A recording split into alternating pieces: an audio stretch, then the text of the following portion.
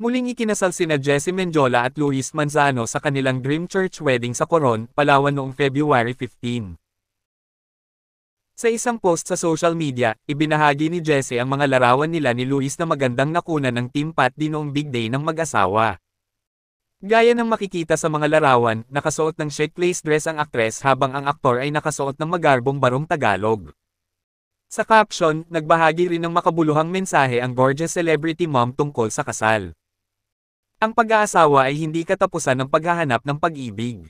Ito ang katapusan ng paghahanap para sa taong mamahalin. Nagsimula na ang paghahanap ng mga paraan para mahalin ang taong iyon. Alam kong nasabi ko ito noong dream wedding namin noong nakaraang linggo, pero gusto ko lang itong ibahagi muli dito. During our pre-cana with Father Tito, ang sabi natin hindi na tayo excited ikasal dahil kasal na tayo.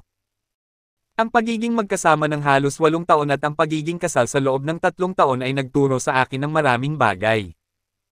Ang isa sa kanila ay ang pag-ibig ay hindi laging madali, at hindi ito dapat na madali sa lahat ng oras. Kailangan mong patuloy na magsumikap para dito.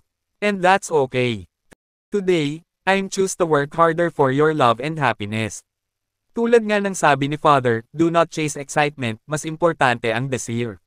Yung pagnanais na magpakasal ng paulit-ulit sa taong pinili mo, she continued. Same time na ipinahayag ni Jessie kung gaano niya kamahal ang kanilang pamilya. Ibinigay sa atin ng Diyos ang ating pinakamalaking pagpapala, ang ating munting Rosie. And I always say this, kayo lang sapat na. Ipinapangako kong mamahalin ko ang aming pamilya ng buong pagkatao ko.